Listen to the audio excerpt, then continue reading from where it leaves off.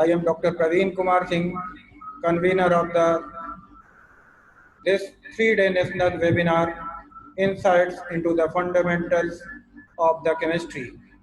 On behalf of the organizing committee, I heartily welcome the distinguished speaker, guests, delegates, and students in this inaugural session today. We hope to have a great interaction for the next 3 days.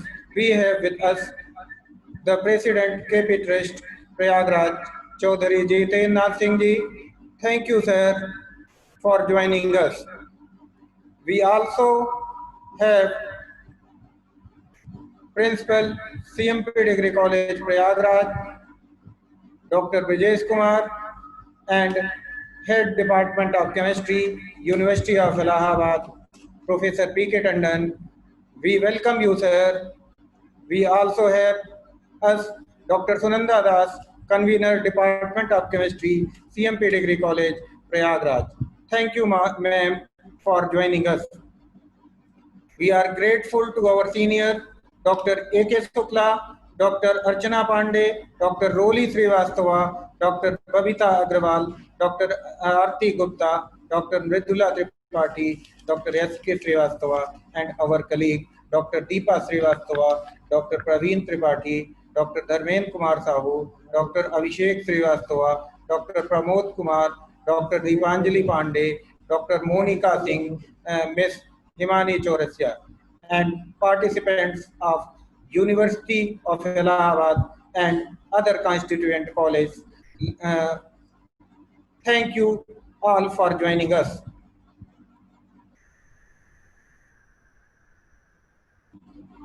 As per the tradition of our college, we will start uh, this webinar by blessing the goddess Saraswati. I request Dr. Vishal Srivastava kindly start our opening prayer.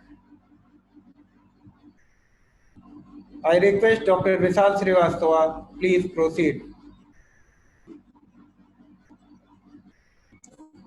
Sir परेशान ना होइए, हम लोग अपना दे देंगे.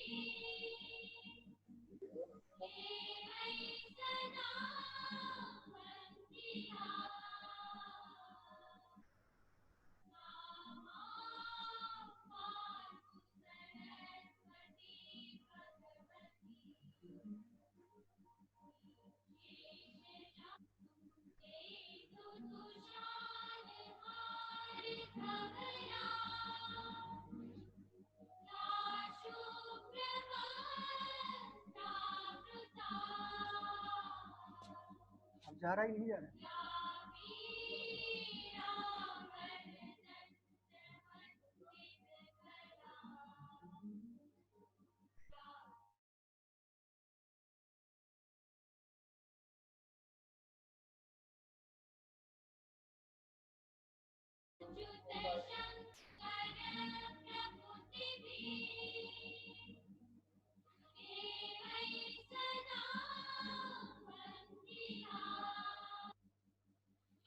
नहीं चल पा रहा है क्या?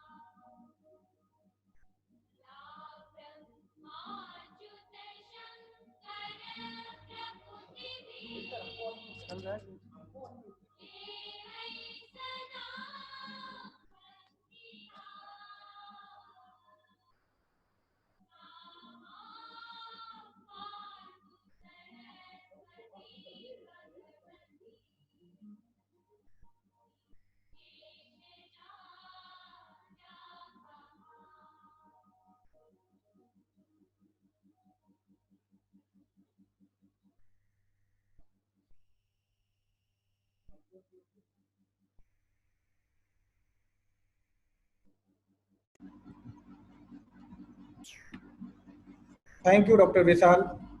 I would now like to invite Dr. Sudhanda Das, Convener, Department of Chemistry, CMP College, Prayagraj, for formal introduction about the webinar. I request, ma'am, please proceed. Ma'am को अनम्यूट करिए. I request, ma'am, please proceed. Am I audible to all of you? Am I audible to all of you? Yes. Okay. Namaskar. Yes, ma'am, please continue. Namaskar to all of you.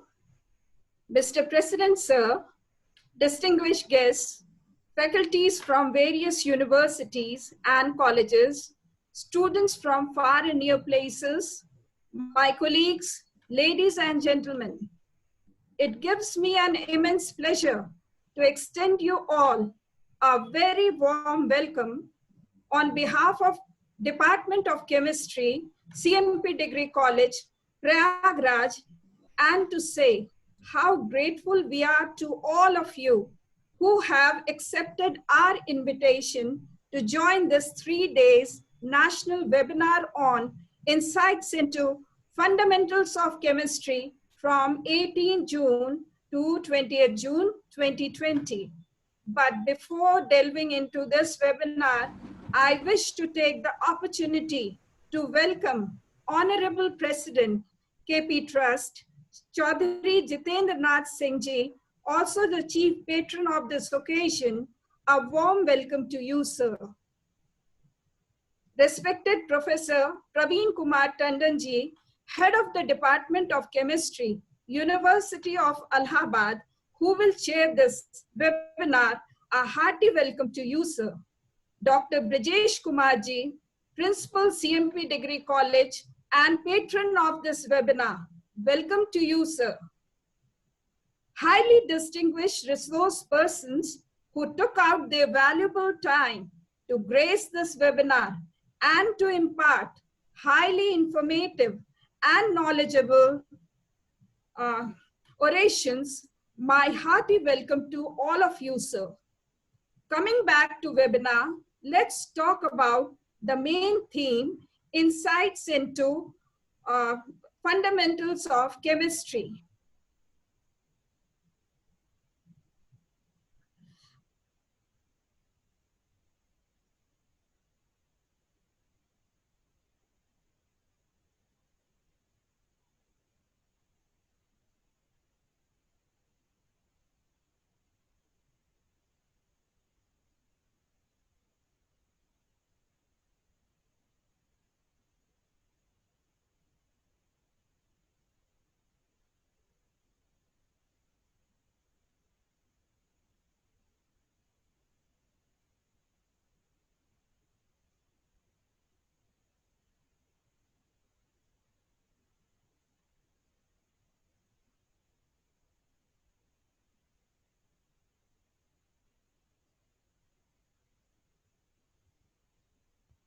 Ma'am, kindly unmute yourself, Sunanda ma'am.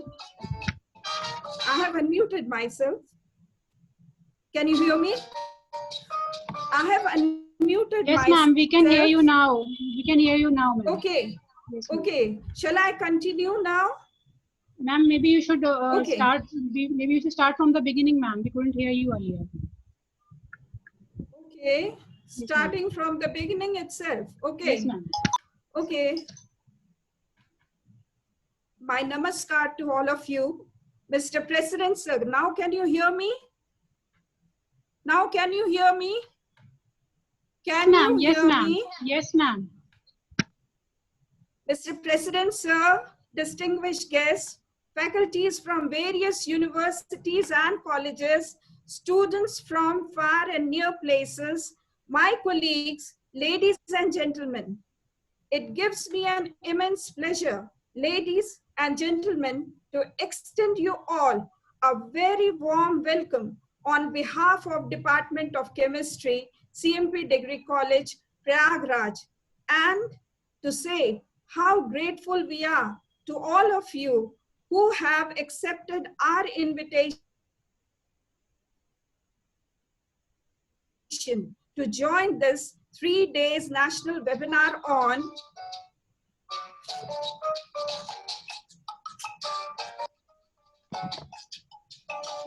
one sec, please.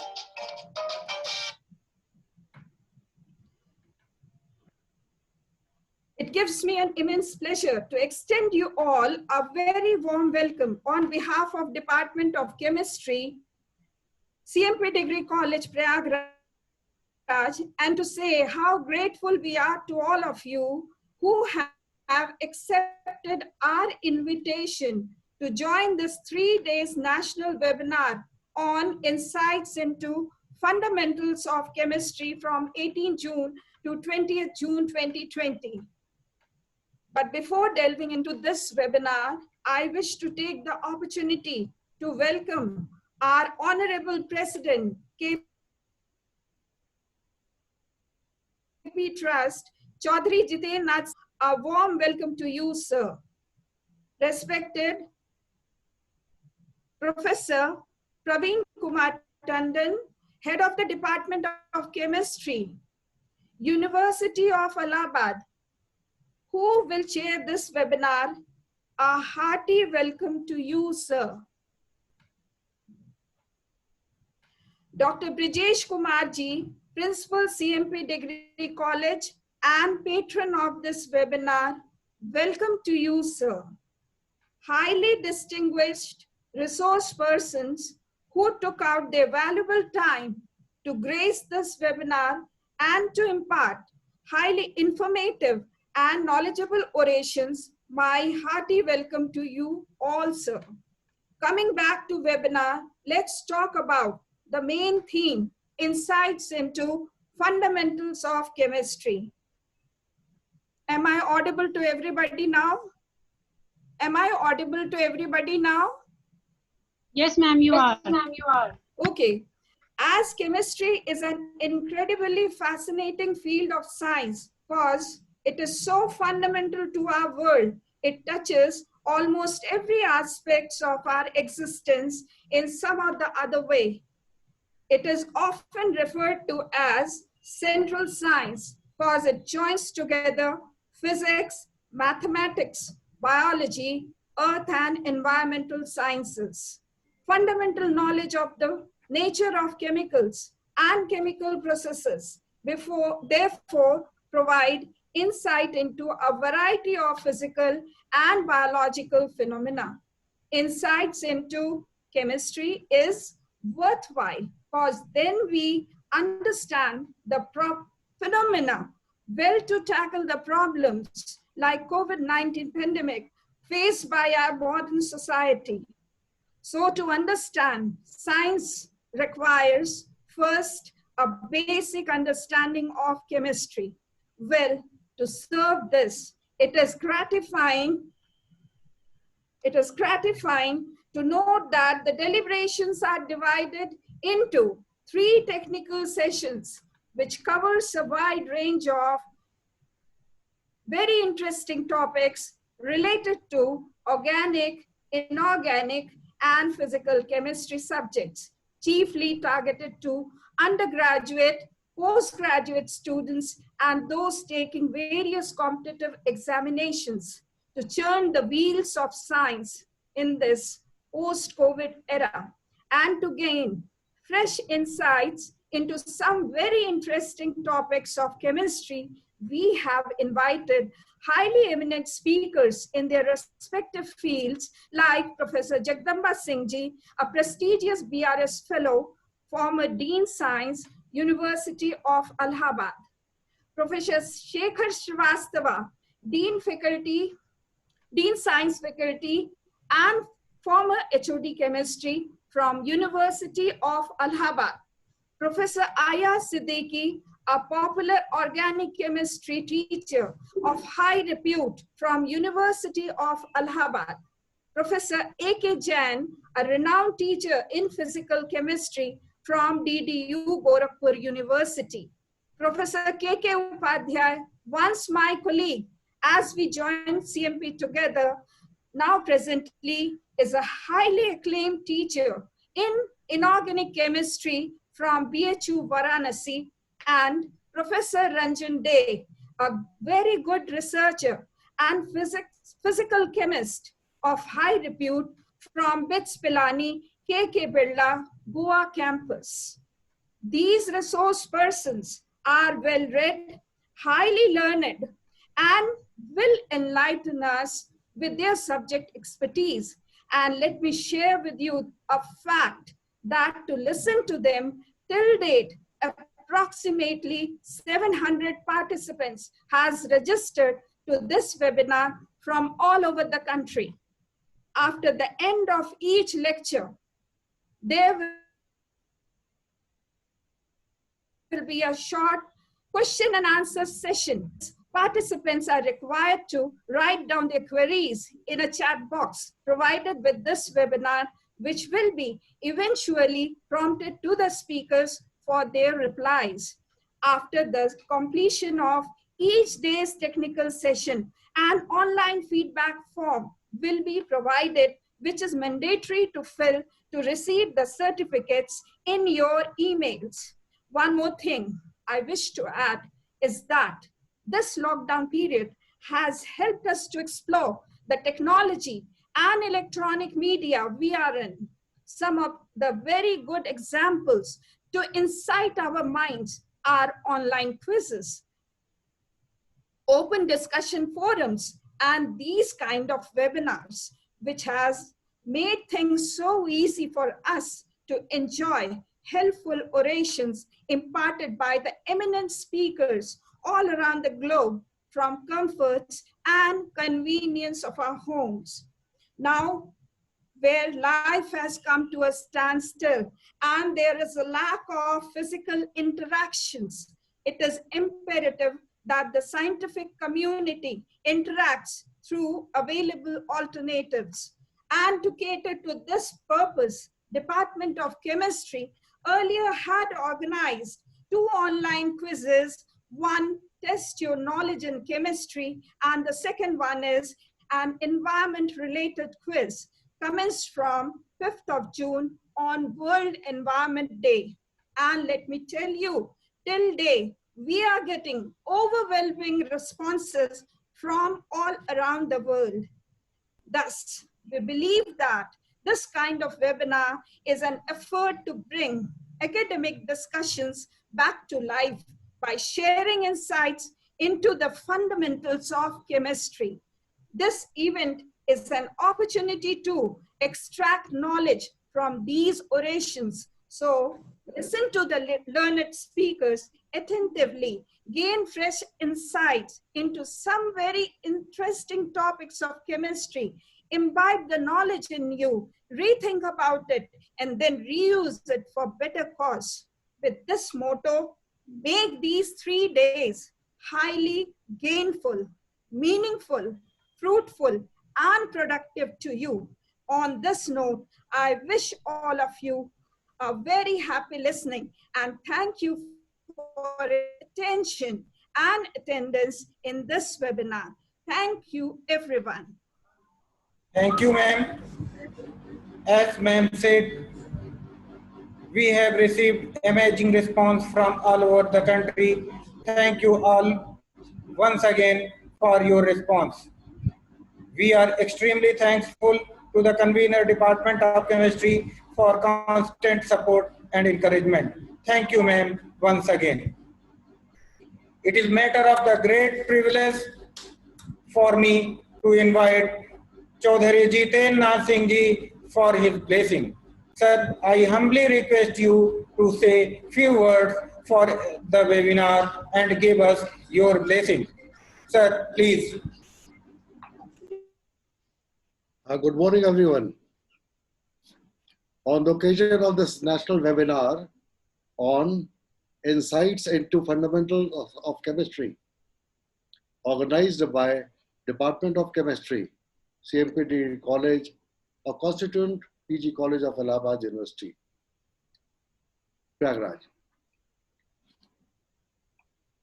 Present here, Professor P.K. Tandon Saab, Head of the Department of Chemistry, Dr. Brijesh Kumar ji, Principal, CMP Degree College, Dr. Sunanda Das ji, Convener, Department of Chemistry, who spearheaded this national webinar, along with a team from CMP Degree College, Dr. Praveen Kumar Singh, event convener, and our esteemed panelists, Professor Shekhar Srivastava ji, Dean Faculty of Sciences, Allahabad University, and Professor Chemistry Department of Allahabad University. I feel honored to be here as the chairperson of the governing body of this illustrious institution, CMP Degree College, a constituent college of PG College of University of Allahabad. The initiative taken by the chemistry department of the CMP Degree College in organizing its national webinar in an effort to revive scientific discussions on the topic Insights into Fundamentals of Chemistry is very laudable. Although I was a student of arts and law in Allahabad University in the early 70s, but chemistry as a subject always intrigued me. This is one of the physical sciences that help us describe and explain our world better. Chemistry is a big part of our everyday life. It is sometimes called the central science because it connects other sciences to each other, such as biology, physics, zoology, and environmental sciences. Every material in existence is made up of matter. Even our bodies and chemistry is involved in everything we do. One can find this in our daily life, in the foods we eat, the air we breathe, our emotions, and literally every object we can see or touch. From growing and cooking food to cleaning our homes and bodies to launching a space shuttle.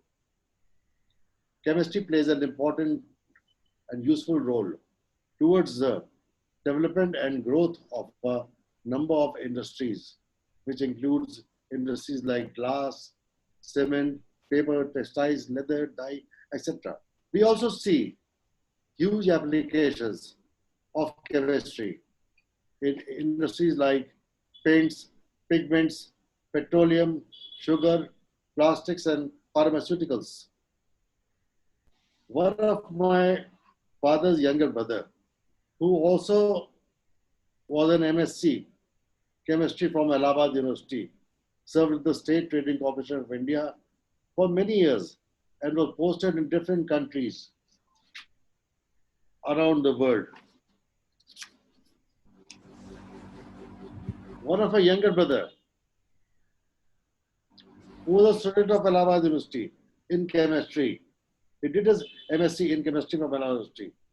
Today is head of the property India and South Asia in a leading bank and has made substantial contribution in how the bank employs technologies that improve productivity and sustainability. So the scope in this field is limitless.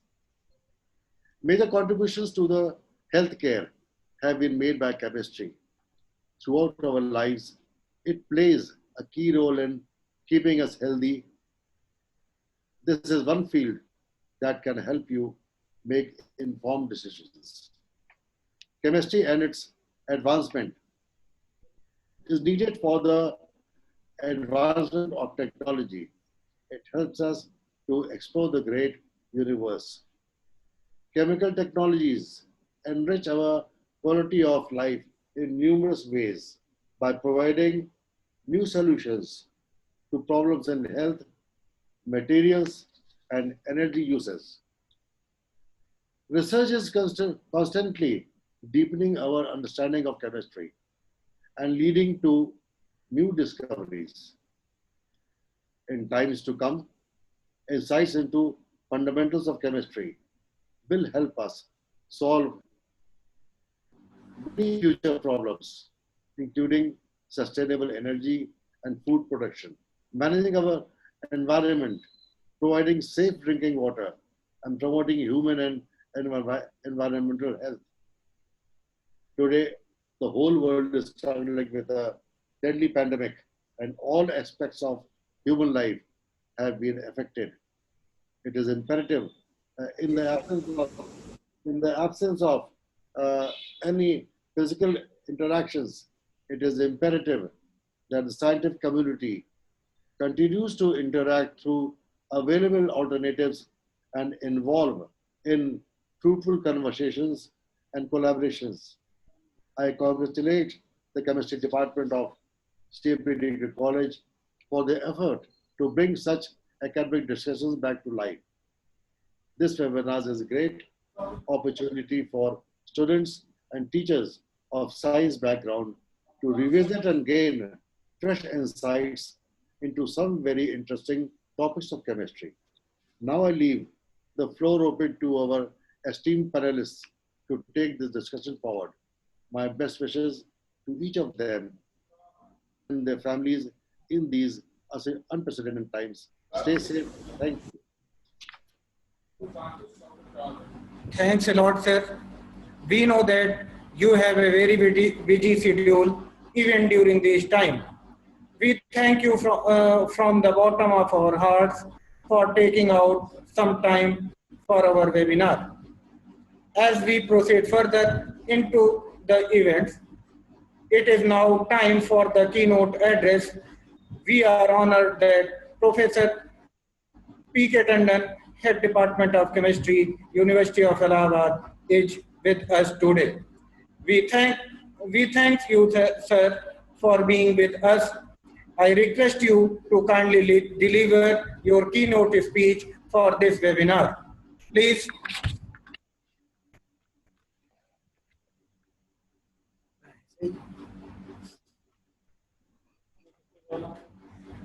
At the outset, I am thankful to Chaudhry Jiten Nath Singh, President KP Trust, and Dr.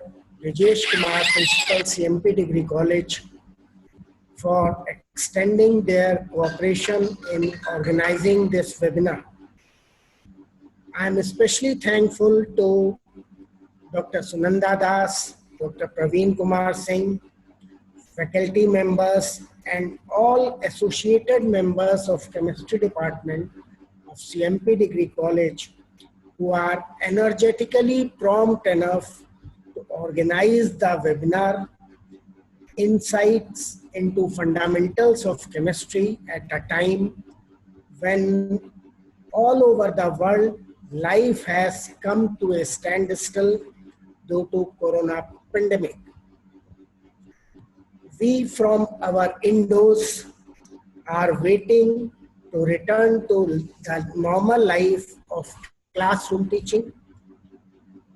This webinar will rekindle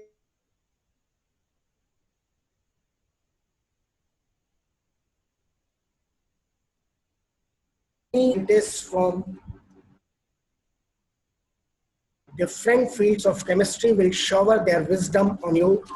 Present day study is a type of shortcut method in which students generally are interested in objective type on answers. Such answers are of no use except qualifying the competitive examinations. There are numerous examples around us which show that element chemistry plays a vital role in our day-to-day life, and for understanding it, knowledge of fundamentals of chemistry is necessary. For example, we breathe air. Simple answer is we inhale oxygen and exhale carbon dioxide. The fundamental knowledge of chemistry will explain us under what type of conditions and how the reactions necessary for breathing take place inside our body, and what conditions may lead to stop these life-giving reactions. Baba Ramdev tries to explain it through yoga. We see the colorful world with our eyes, but many of us may not be aware that behind it, a complex chain of reactions take place in our body, which enables us to see. Chemistry is everywhere, and every second of our life depends on chemistry and its allied branches. Without in-depth knowledge of chemistry, we may be surprised to see Hermione's blue flames in a bottle in Harry Potter, but knowledge of chemistry tells us that it is nothing but burning of alcohol in a bottle. Or superficial knowledge tells us that adding potassium iodide into a mixture of soap and hydrogen peroxide forms elephant's tooth. That is a marshmallow experiment, but in-depth knowledge tells us the reason behind its formation. I am confident that the participants will surely be able to pick pearls from the ocean of wisdom of the experts and be benefited by this webinar.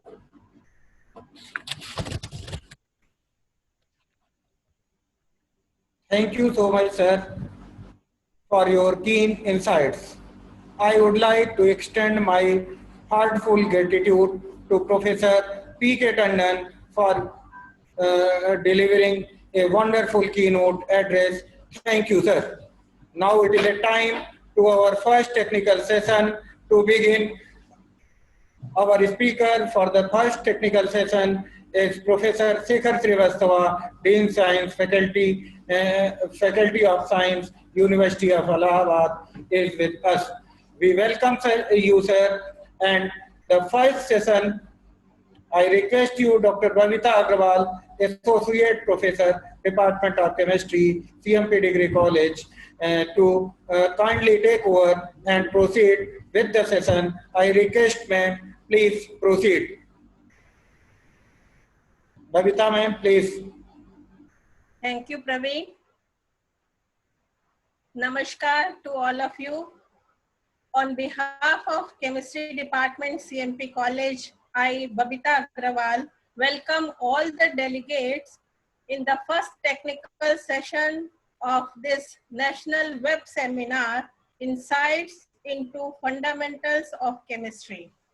In this session of web seminar, we have two eminent scholars of chemistry are with us. Professor Shekhar Srivastava, sir, Dean Faculty of Science, University of Allahabad, and Professor I.R. Siddiqui, sir, the Pillar of Organic Chemistry of University of Allahabad. On behalf of Chemistry Department, I welcome Professor Shekhar Srivastava and Professor I.R. Siddiqui. Thank you very much, sir. You both have spared time from your busy schedule. Many delegates, scholars, researchers, and faculty members are joining us. Welcome to all of you, sir. Professor K.K. Upadhyay from BHU are joining with us. Welcome, sir. Professor Ranjan Dey from Goa, BITS BITS Goa. I welcome you, sir. Professor P.K. Tandon, Chaudhary Jitendra Singh ji. I welcome all of you, sir. Our first speaker is Professor Shekhar Srivastava. However, Professor Shekhar Srivastava is very known personality. I will present his introduction in brief. Professor Srivastava, Dean Faculty of Science, University of Allahabad, and former HOD Chemistry Department, is a renowned professor of Department of Chemistry, University of Allahabad. He obtained his MSc from Lucknow University and PhD degree from National Chemical Laboratory, Pune. He has long teaching experience and his research work has been widely accredited. He has published more than 80 research papers in national and international journals with high impact factors. So far, more than 30 students have completed their DPhil degree under his supervision. Professor Srivastava is actively associated with different societies and academies. His academic career has been decorated with several reputed awards and fundings. His topic for today's lecture is photoelectron spectroscopy and metal complexes. I welcome you, sir. I request our participants of the webinar that if you have any question, please type it in chat box or in Facebook message box. Along with Zoom, the seminar is live on our Facebook page. And very humbly, I request Professor Shekhar Srivastava, sir, please start your lecture. My privilege and my honor to inviting you. Please, sir.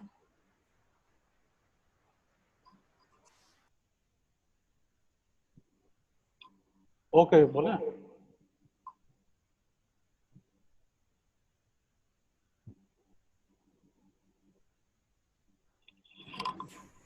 Hello. Hello.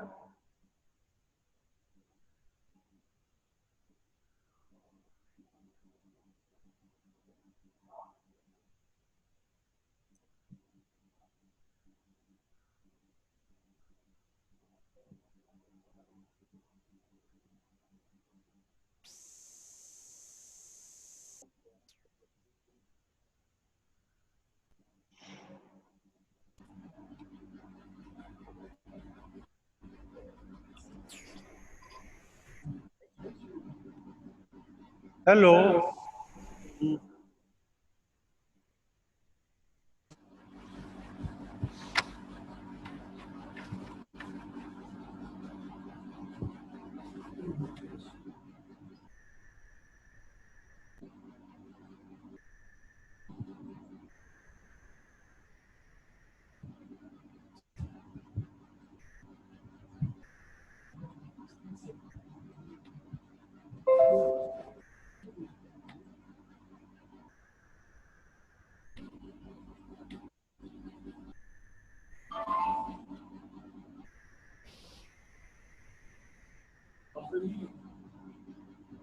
Ankita को कहीं share करें.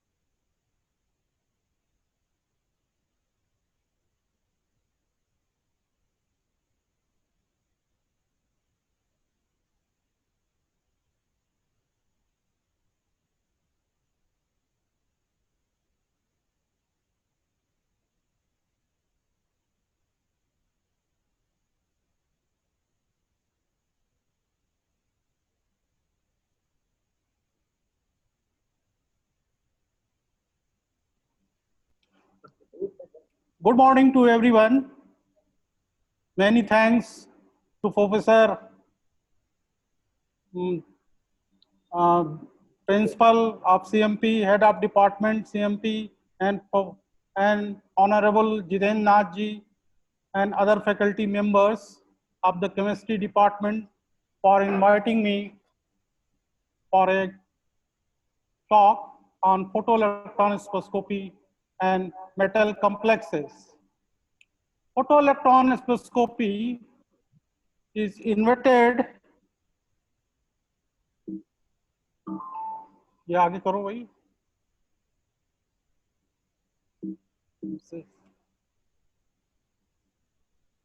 इससे होगा ना. Professor K. Sigborn, University of Uppsala, Sweden, invented this spectroscopy in 1969. This spectroscopy is available in India only. National Chemical Laboratory, Pune, BARC, Bombay, Bangalore, and some few more IITs. This is very sophisticated instrument and called as surface spectroscopy. The principle of the photoelectron spectroscopy is based on photoionization of the sample. The sample may be solid, liquid, or gas, and it may be atom or molecule.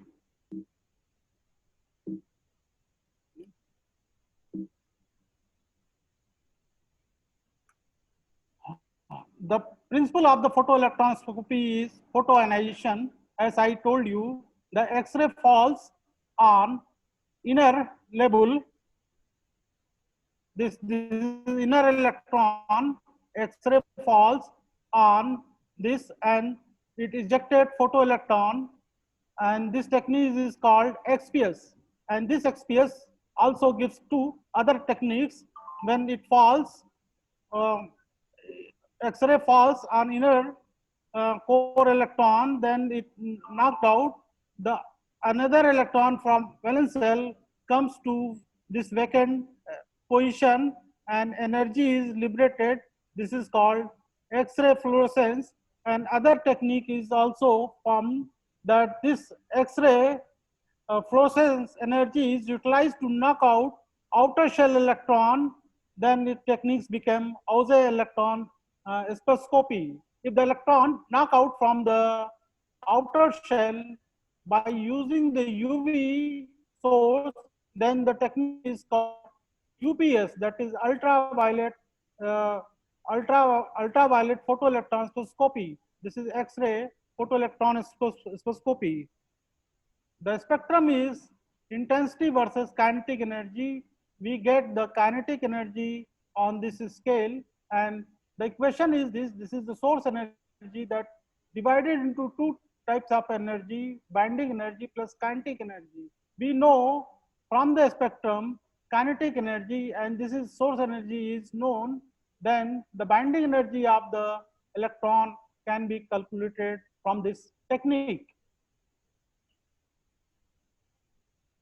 The difference between XPS and UPS. XPS is X-ray photoelectron spectroscopy. This is also called as ESCA, that is electron spectroscopy for chemical analysis. This is the first name given from Professor K. Sigborn, who invented this spectroscopy.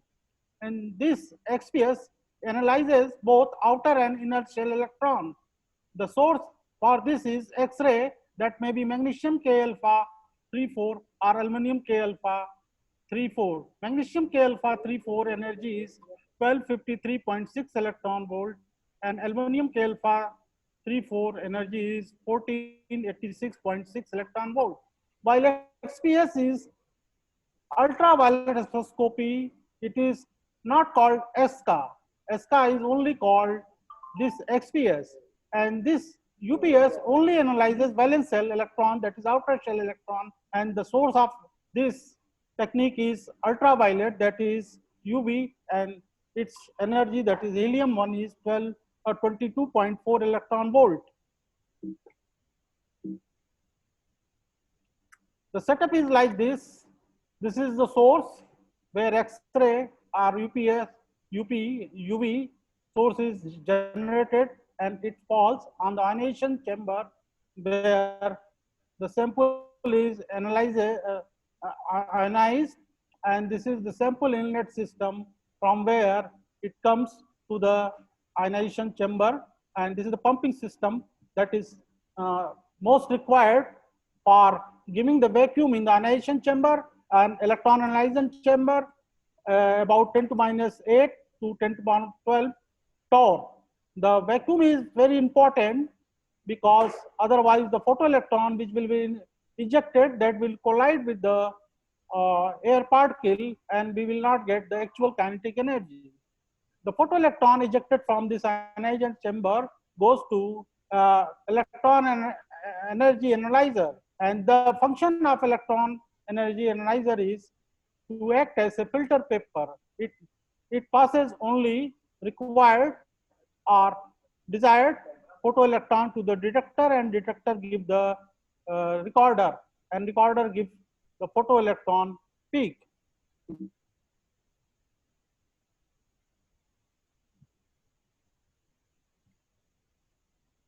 The source tube have twin electrode. One is aluminum and other is the magnesium. Cathode is made of tungsten and thorium oxide. Due to thermionic emission, electron knocked out from the cathode and bombarded on the anode and produce magnesium K alpha and aluminum K alpha as a source. This is the magnesium anode. Electron falls on the 1s and one electron is knocked out, and it comes from this side from upper level to first s.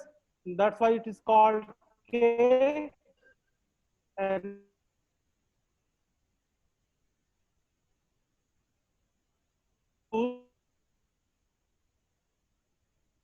filtered, and we use monochromatized magnesium K alpha 3,4. Sample, we take the sample, mix with the gold or silver powder and acetone and make the film on the nickel holder sample inlet rod, and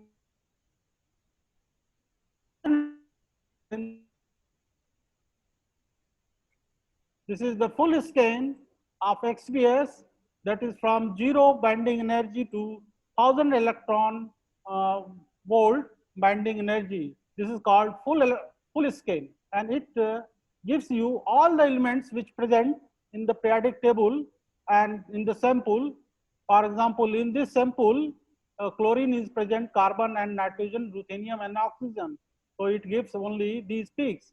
Now what we'll do, this chlorine, we take 30 electron volt scan, and nitrogen 30 electron volt scan, ruthenium 30 electron volt scan, and oxygen 30 electron scan to get accurate binding energy, that is called 30 electron volt scan of each element.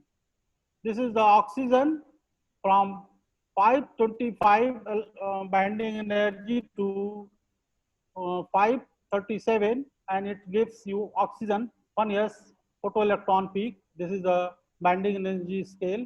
This gives you the binding energy of the oxygen first s photoelectron peak. This is the ruthenium 30 electron volt scan, which gives the binding energy like this. This is the nitrogen 30 electron volt scan, and the photoelectron spectrum have 3 main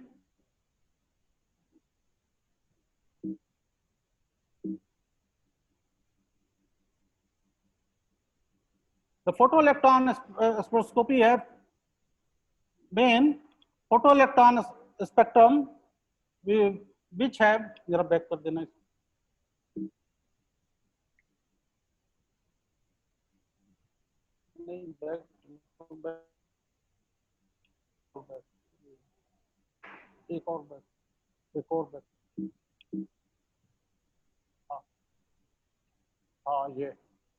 Hello, sorry. The photoelectron peak, that is the main peak in which there are 2 points. One is chemical shift in binding energy peak. The chemical shift is increases, binding energy increases as the effective positive charge increases on the atom and vice versa. There is a chart of binding energy in free atom. Free atom means when the atom is not formed in the form of compound or molecule, that is free. So this is called free atom binding energy, which is reported in the a chart that is called binding energy chart. And if there is any shift positive or negative, that is called chemical shift when it is formed in the compound. And this binding energy increases as the effective charge on the atom increases, and it decreases as the effective charge decreases. The other peaks are also in the photoelectron peak, that is called multiple splitting and Chekhov satellite. This is the binding energy chart for the free atom of all the elements present in the periodic table. The photoelectron peak have splitting, that is called spin orbital coupling in the binding energy peak, that is given as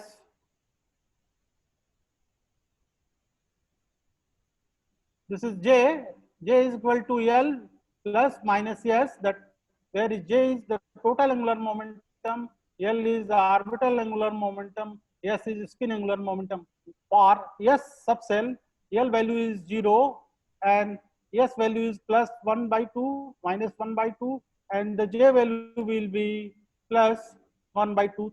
So only one peak will be, you will get only one peak. Similarly, for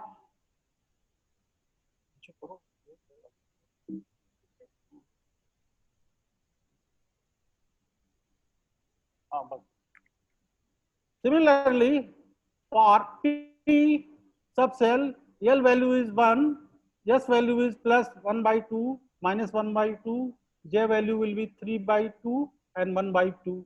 So since there is 2 value for the P subcell, so J will, so photoelectron will be split and we will get 2 photoelectron peak, P 3 by 2 and 1 by 2. Similarly, D, which have L2 and S plus 1 by 2 minus 1 by 2, this will give J2 value plus 5 by 2 and plus 3 by 2.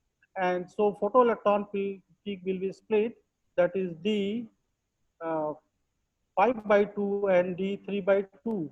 F will also split and it will give F 5 by 2 and 7 by 2.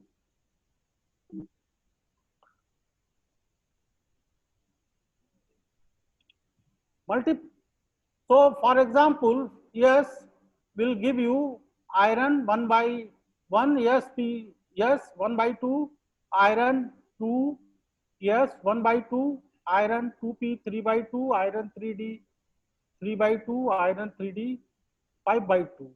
These will be the photoelectron peaks which will be available in photoelectron spectra. Other peaks, that is multiple splitting.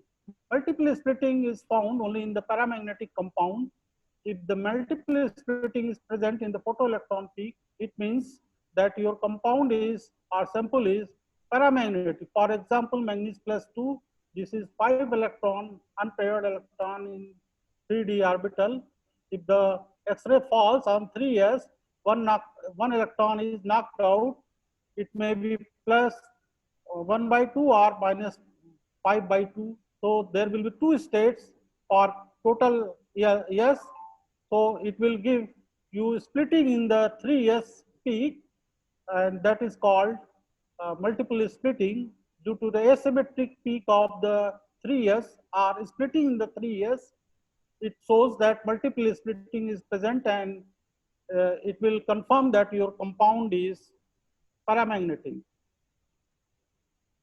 These are the examples: magnesium difluoride, magnesium oxide, magnesium dioxide. This shows splitting. This is the photoelectron peak of 3 peak. This is split into 2. Here is also, and here is also. This is in 3 years splitting, 3 years. It shows that the multiple splitting is present in all the 3. So this will be the paramagnetic compound.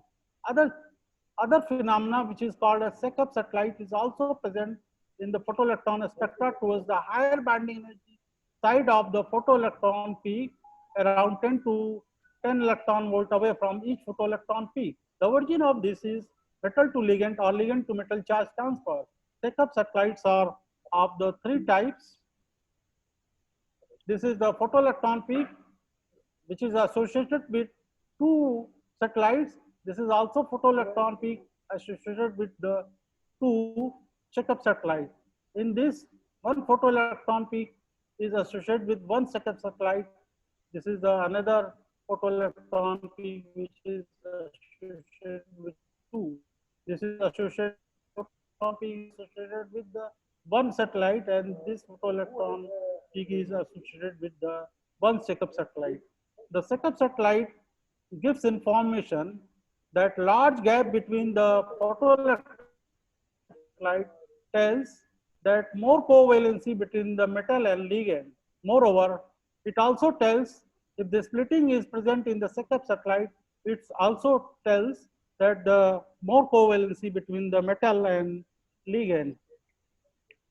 Application of the photoelectron spectroscopy in the metal complexes with the nitrogen ligands. Since nitrogen have different environment in the one sample, different nitrogen present in different chemical atmosphere. So it's separated the different nitrogens. For example, nitrate, NO2 inner sphere, ethylene diamine nitrogen, NS nitrogen, NO2 outer sphere nitrogen, cyanide nitrogen. So this way we can separate different nitrogens present in different chemical environment in one chemicals or non-molecule. This is the nature of back bonding. The nature of back bonding between carbon 3, cobalt and NO2 can be studied by changing the R group, and we can know the strength of the back bonding between NO2 and cobalt. The determination of the oxidation state in SnFF2, the value of the binding energy of SN is 26, but in 4SnF4 27. Here we are looking that as the oxidation state increases, binding energy is also increases. But here we are looking the different thing. Manganese difluoride, in which manganese is in 2 oxidation state, it gives 642.8 electron volt, while in case of manganese 4, it has decreased 642.4 electron volt. So here, as the oxidation state increases, the binding energy decreases. Here it is increasing. So it is not like that the binding energy increases as the oxidation state increases, but it is the effective positive charge which governs the increasing of the binding energy, not the oxidation state. Determination of the mixed oxidation state can be also done from this. Here we are looking here iron is in +3, here +2, here in +2 and +3 both. Here we are getting 2 peaks here and here. One is for the +3, another is for +2. This is for +2. This is for +3. From comparing these two, we can say that this compound has 2 oxidation states, mixed oxidation state. Valence cell study can be also done from this technique. That is, we can get the peak of this, and this, and we can determine the molecular orbital labels for the samples studying valence cell study. The valence cell study can be done by the UPS or XPS both. Thank you. Thank you.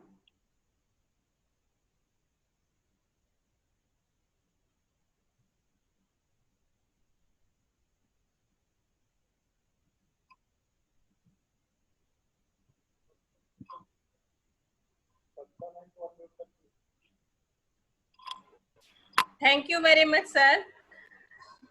There are some questions from our participants.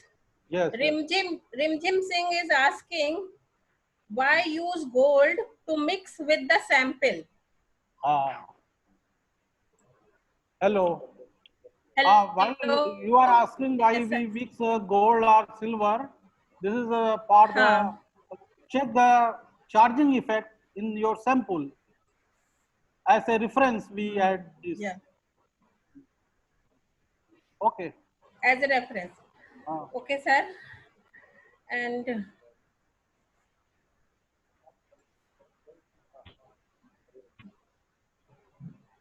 not any other question from, I don't saw any question.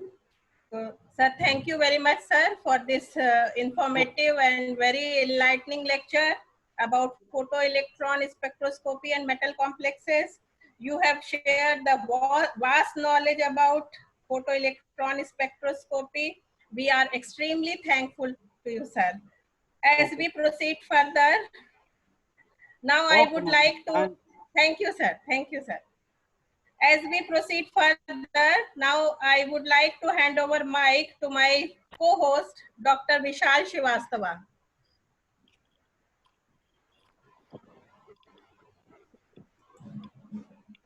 Thank you, ma'am. Thank you very much, Babita ma'am, for your kind words. Myself, Dr. Vishal Srivastava. First of all, a very good afternoon to all of you. I welcome to all of you. From the morning, there is a major technical issues which we are facing today. Therefore, there are a lot of disturbance which has been occurred.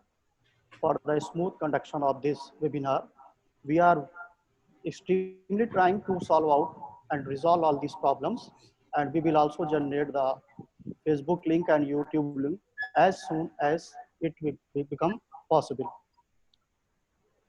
In the continuation of this technical issues, there is also a change in the lecture of the speaker.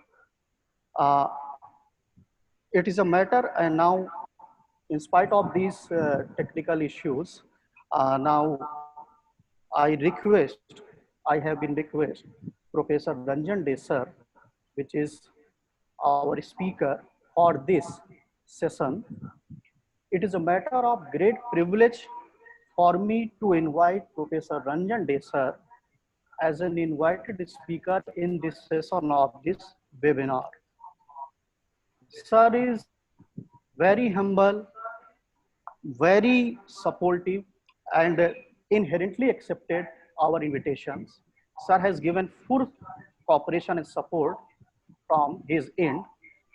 We welcome you, sir, a lot of welcome for this session. Professor Ranjan Desar is an associate professor in the Department of Chemistry, BITS Pilani, KK Birla Goa campus, and visiting associate professor in National Taiwan University of Science and Technology, Taipei, Taiwan. He has been awarded with the designation of FRSC, that is Fellow of Royal Society of Chemistry, United Kingdom, for his outstanding contribution in the field of chemistry. He has received several national and international academic recognitions. Most recently, he was invited to deliver a keynote in the International Conference on Thermophysical and Mechanical Properties of Advanced Materials in 2019, held in Turkey. He was also invited as an academic visitor in the Department of Chemistry, Cambridge University, UK in 2018. He has also been awarded Outstanding Reviewer by different journals. For his contributions to advancement of higher education, he was awarded Manpatra Samman by BSCA Allahabad in 2017. He has a long teaching and research experience and has published more than 65 impactful research papers in journals of international repute. Sir has a lot of versatility.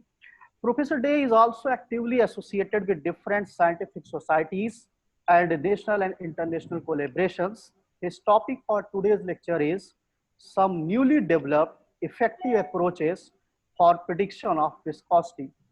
I request you, sir, to please start your talk. And again, I welcome you, sir. A lot of welcome for you. Thank you, Vishal. I'm audible? Yes, sir. Okay.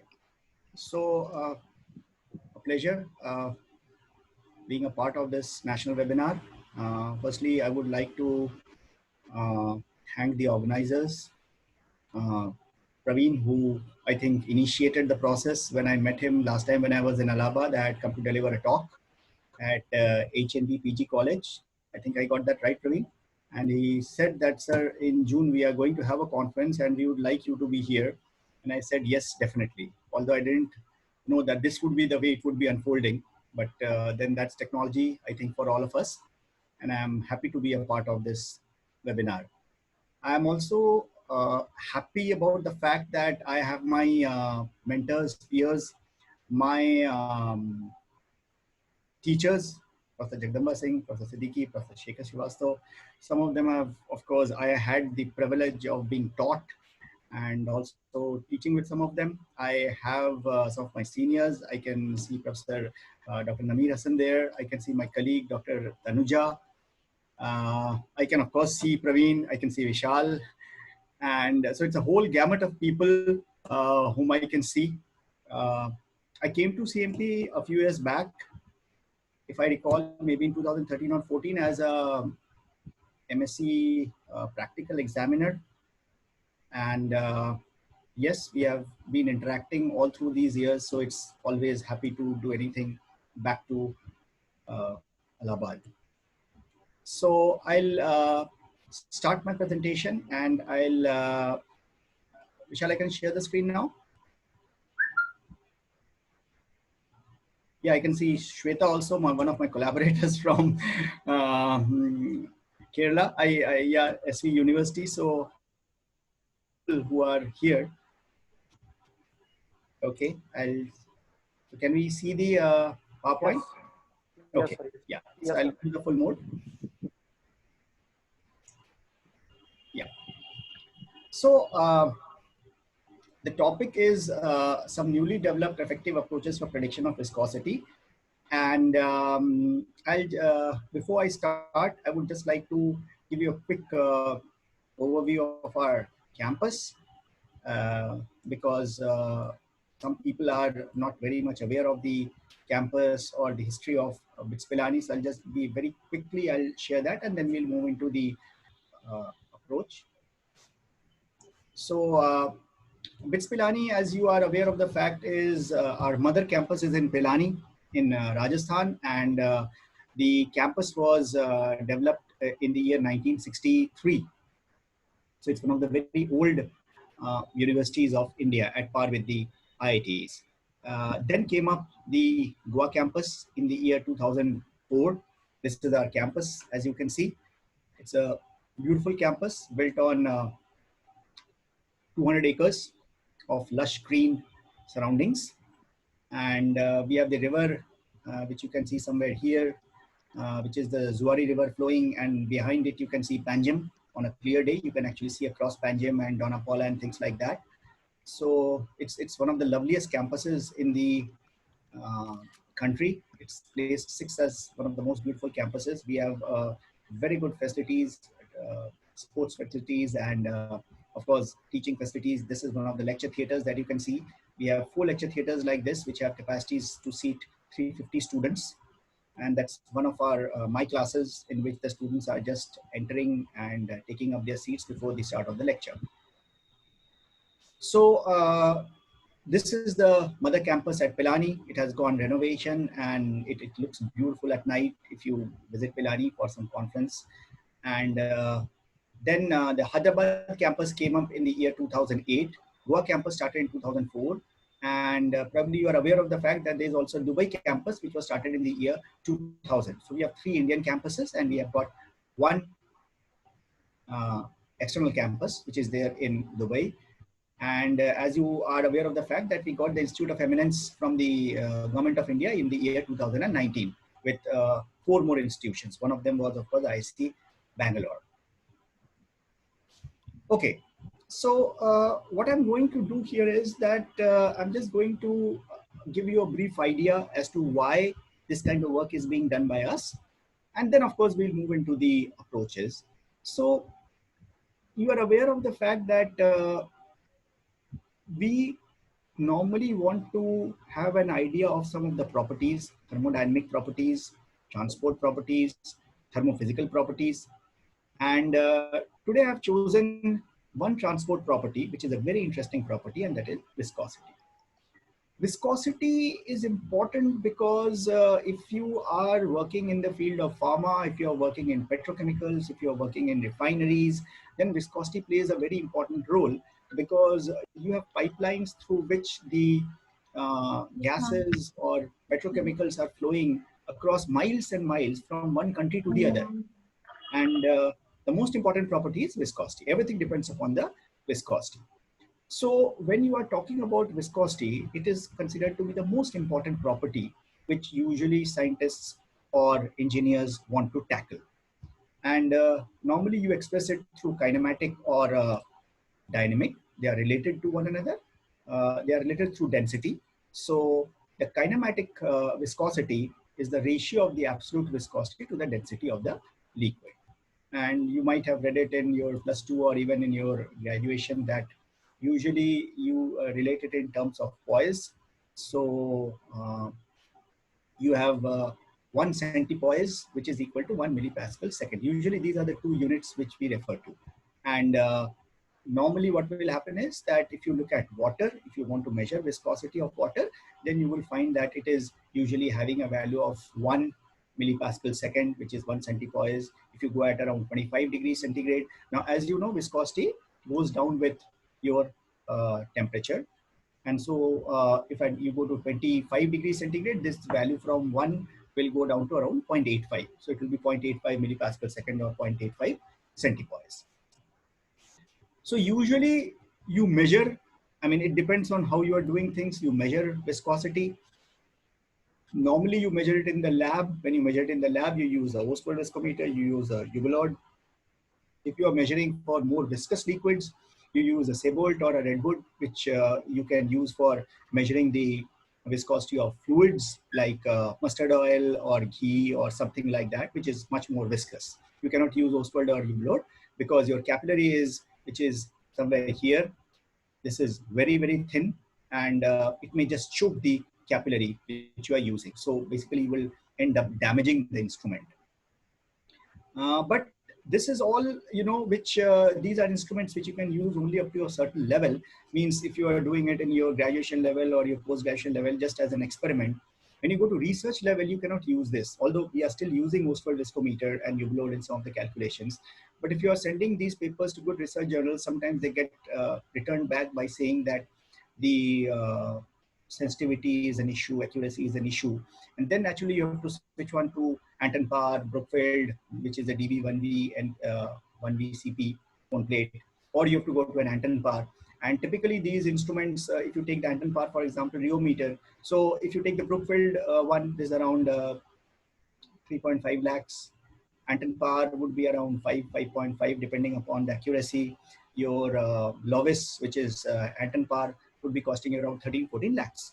Now, this is where the aspect of our study comes, because you have to spend this much, you have to develop an infrastructure, you have to buy the chemicals, you have to have manpower, and all these take time. These are tedious, these are time consuming, and of course, you are going to spend certain amount of infra in getting these values. So as soon as you go beyond binary, now the other problem starts coming, is that once you go beyond binary, then for ternary mixtures, it becomes more complicated. The processes become complicated. The mixtures sometimes don't work properly. And therefore, it becomes important for us to predict. these properties.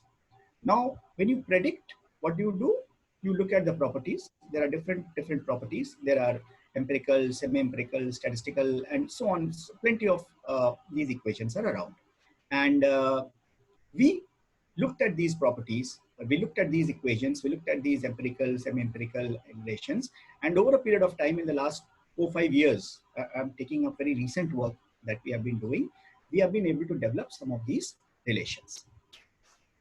So what we actually found, why we took up viscosity as a challenge, was that there are several models, about 7, 8 are there. Some of them have been developed long way back. When I say long way back, it is almost 80 years. Some models are there of 1940, some models are there of 1910, there are models of 1923, and we are still using those to predict viscosity. And when we looked at these models, we found some of them were okay, some of them were good, some of them were pretty bad.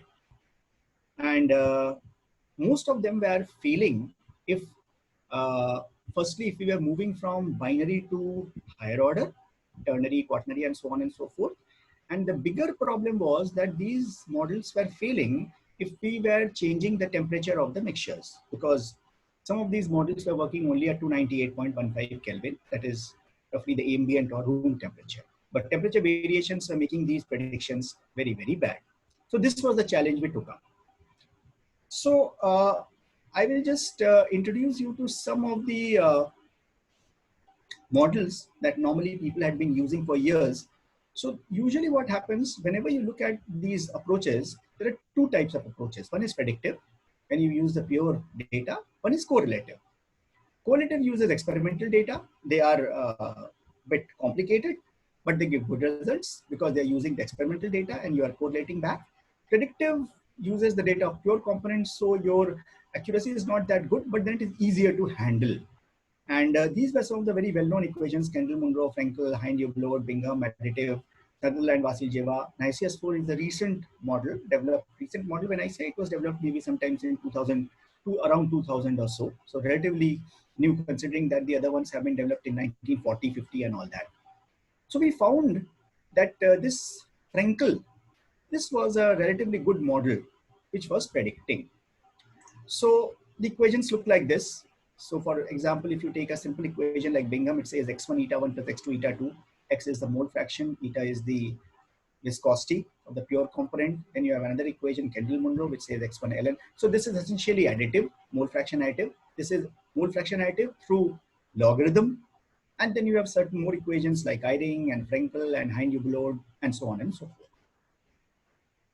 Now, this is the equation which has an added parameter, as you can see, like eta 1, 2, which is missing in these equations. And it has also got log. And therefore, this equation does a good job of predicting. And this was the first challenge that we actually took up. I'll show you some more equations which are correlative. And as you can see immediately, that the correlative expressions are actually a bit more problematic because they have the correlation coefficient, which you need to calculate first, then put it back into the equation and then generate the data. So obviously they will give you better results, but they're also a bit complicated. The mathematics gets a bit complicated there. So we firstly started with the modified Frenkel approach, and we tried to modify this Frenkel relation, and we applied it to 103 binary, about 25 ternary or 20 ternary and 2 quaternary systems over a wide range of temperature. And whatever values we got, we compared them with the experimental findings and then did a APD, that is your absolute average percent deviation, to see how far we are away from the experimental results. So the Frenkel equation was this. We couldn't change anything other than this interaction parameter. Frenkel had a very simple approach for the interaction parameter. He said, we will just take the average. So there are 2 viscosities, 1 and 2. He would say 1 plus 2 by 2, and it would be, this value would become 1.5. So this was his way of finding the interaction parameter, putting it back into the equation and getting the viscosity of the mixture. So we changed this interaction parameter and we changed it to, instead of writing it as eta 1 plus eta 2 by 2, we changed it to 2 times eta 1 eta 2 upon eta 1 plus eta 2. This is a mathematical expression which is an average This is also a mathematical expression, which is a slightly different way of finding not the average, but a mean. It's a different mathematical mean. And then we compare it using the AAPD. How you find the AAPD? Very simple way of finding the AAPD. There's an expression in place, the standard expression, which says eta experimental minus eta theoretical upon eta experimental. This is deviation, as you can make out, simple deviation, difference upon the base value. So deviation into 100, that makes it percentage deviation. Then you take it 1 by n, that is the number of the readings. So that becomes average. And then we have taken the mod, so that becomes absolute. Why we take the mod? We take the mod because we don't want to have positive and negative deviations, because when we finally start adding them up, they sometimes cancel out one another, and that becomes a bit of a problem for us. So we take it absolute. So this is, you can do it for every calculation. It can be viscosity, it can be any calculation that you are doing experimental. You always find out the percentage deviation like this. This is a standard approach. So we firstly started with binary systems, simple binary systems we took, and this blue one, you can see, this is the smallest bar, which showed that it was giving a better result. We also, as I said, we use it on 103 binary systems, and we found that it was working quite well. We moved on to ternary and quaternary, and there also, as you can see, this arrows which are pointing to the ones that we have is the smallest one. I mean, it is giving you the smallest value. And we tested it on 103 binary, about 14 ternary and about 2 quaternary systems, and we found that it was working quite well.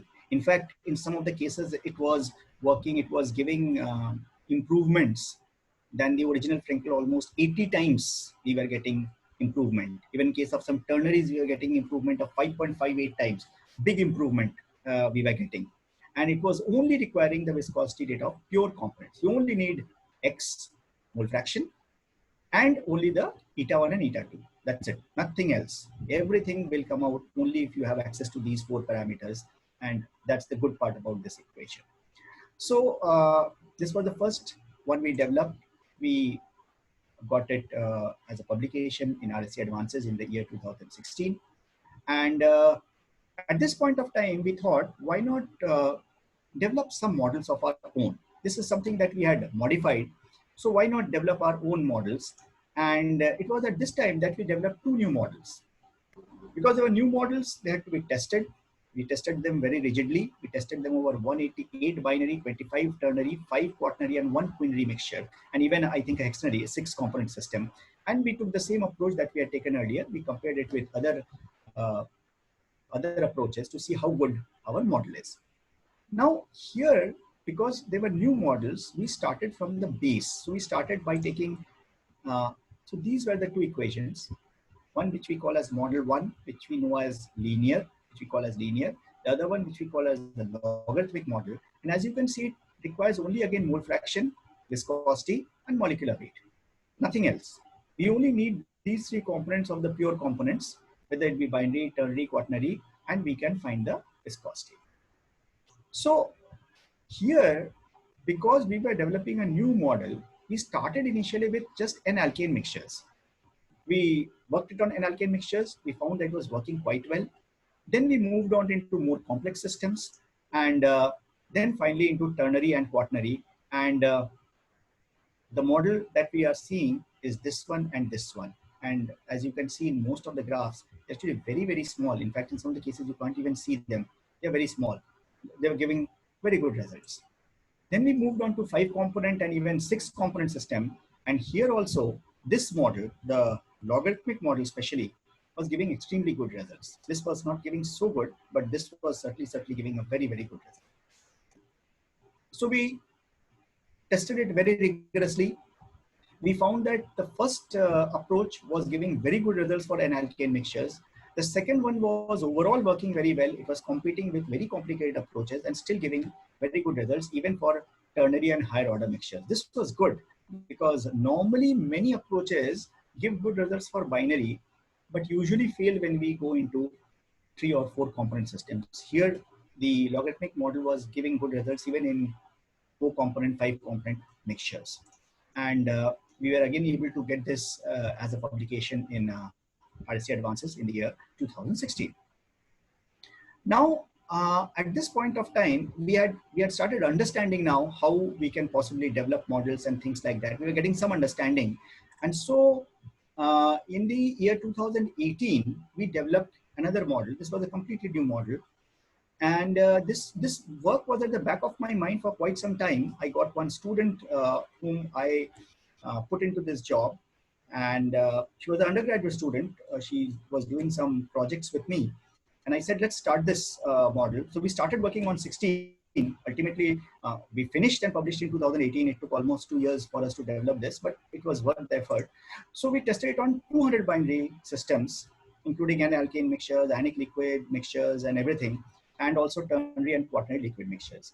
And we then compared it with through the help of APD values. And what we did was that we tried to use a volume fraction for finding out the viscosity. So this was the first time where we used a volume fraction for predicting the viscosity. Volume fraction, like mole fraction, is taken as phi. And what is phi? Phi is like, if you want to find phi1 will be x1 v1 upon x1 v1 plus x2 v2. Phi2 will be simply 1 minus phi1. Just like you do mole fraction, x1 plus x2 equal to 1, x2 equal to 1 minus x1. Same thing you do for phi1 and phi2. So the expression that we developed was this. So it said ln eta equal to phi1 square ln eta 1 plus phi2 square ln eta 2 plus 2 phi1 phi2 ln eta 1 2. And this eta 1 2 was our expression of eta 1 2, which we had developed earlier. And this was the expression that we tested on almost 200 binary systems. So this is the volume fraction, eta is the viscosity, this is the interaction parameter. And again, we started with N-alkane mixtures. So as you can see, the red one, this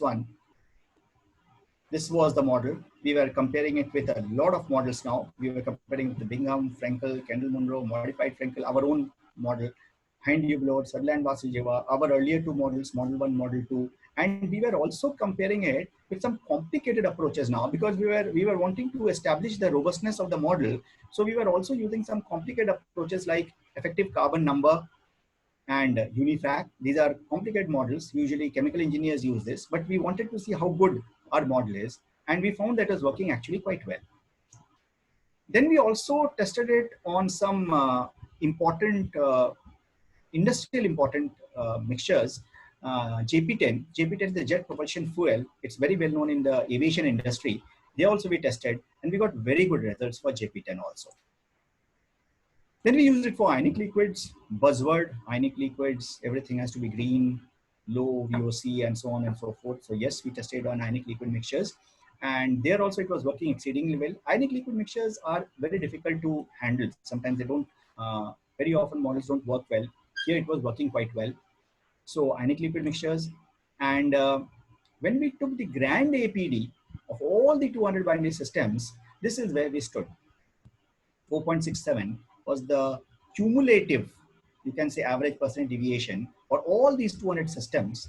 The closest competitor that we had was 6.4, which was Sutherland-Vasulyeva. It's a very well established model, Sutherland-Vasulyeva. It was done initially by Sutherland, then Vasulyeva modified it.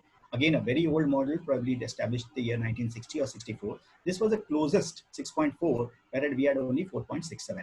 So yes, the model that we had developed was working actually quite well. Then of course we went for ternary.